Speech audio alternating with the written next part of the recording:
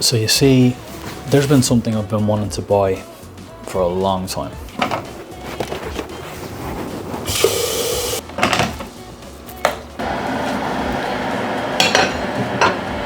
Now this something is not your average everyday purchase. Finding some of these things is not always easy. You may be thinking, Damien, what on earth are you looking for? Well, I'm looking for a cane sword.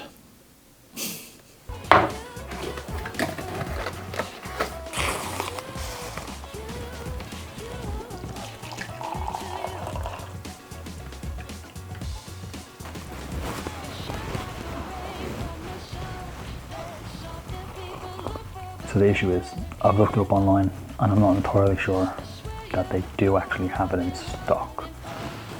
So it's a case of just going and seeing and trying our luck.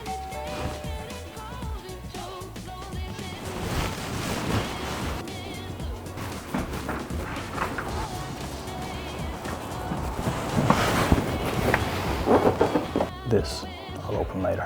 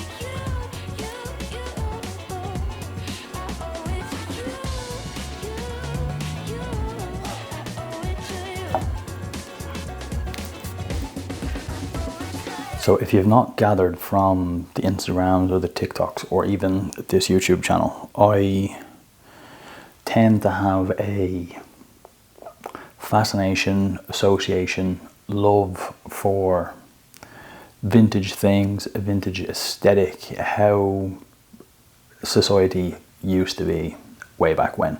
Whether that's a nostalgia thing or maybe it's an aesthetic thing, I'm not entirely sure.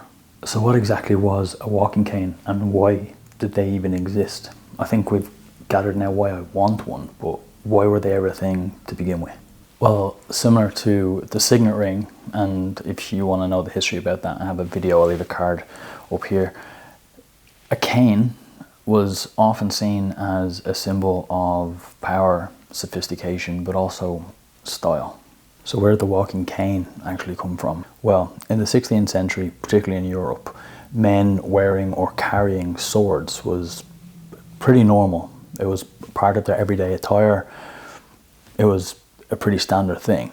But come the 17th, 18th centuries, as society moves on a little bit and style within society also changes, men stopped dressing like this and started dressing like this. And carrying a sword or wearing a sword didn't really fit the aesthetic. But this didn't mean men didn't want to be armed. Just like today, the streets are way safer and they're way easier to police. But most people are still armed, just not with a sword or a sword cane. Generally with something like this, or with a gun. Now, I for one don't have US citizenship, so I'm not going to be able to buy a gun. And elaborating on that, I don't really feel a need or a want to own a gun, let alone carry one. But a knife, yes, but does it really fit the aesthetic? No. But a sword cane does.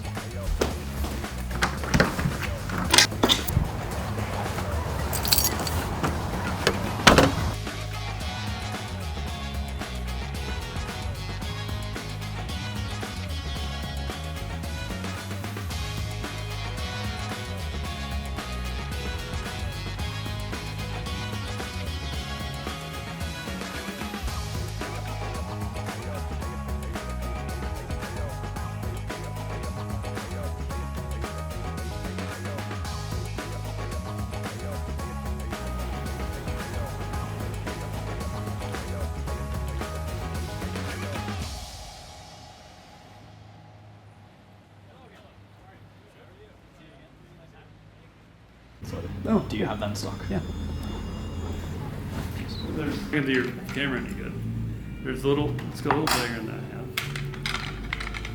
And it's got a longer piece.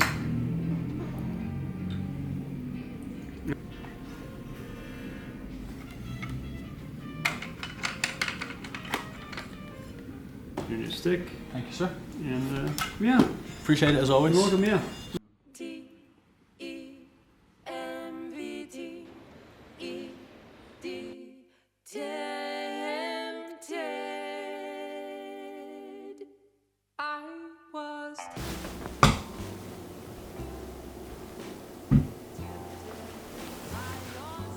Well, I guess this means that I am now a member of society with sophistication and power because I have a cane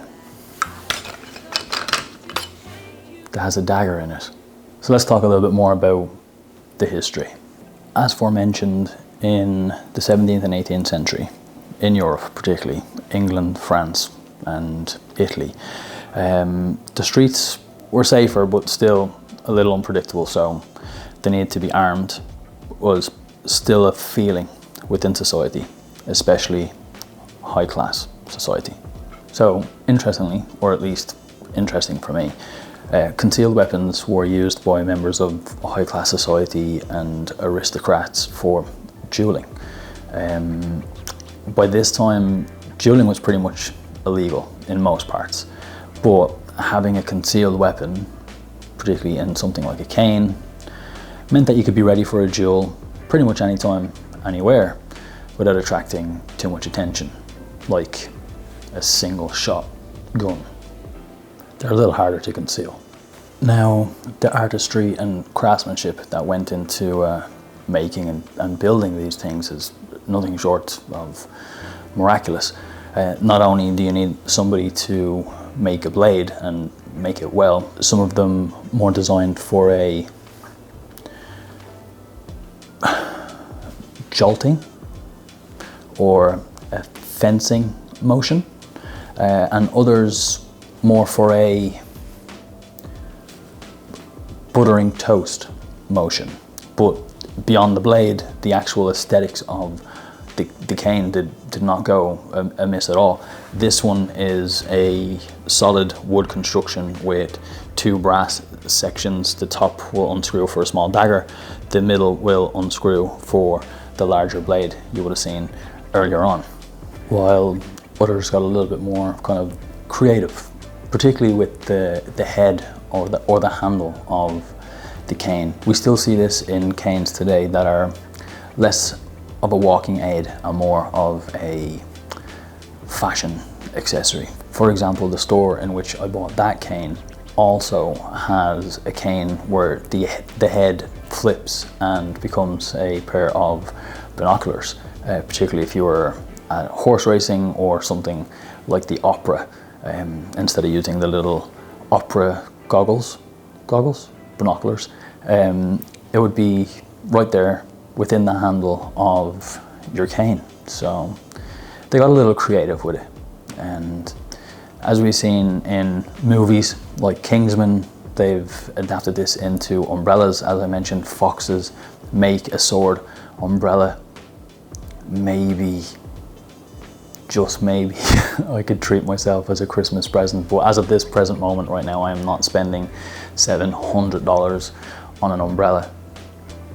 That cane was nowhere near $700. It was actually less than $100, so not bad.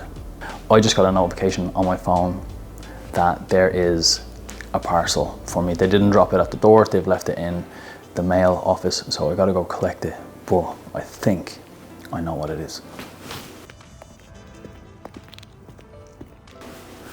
Okay, so I've changed my t-shirt. A lovely company in New York called Spectrum Designs, who most of their workforce are on the autism spectrum, amazing, but they sent me this t-shirt and it says, "Great minds don't always think alike." But anyways, I received said package, and I think it would only be acceptable if I opened it using the cane.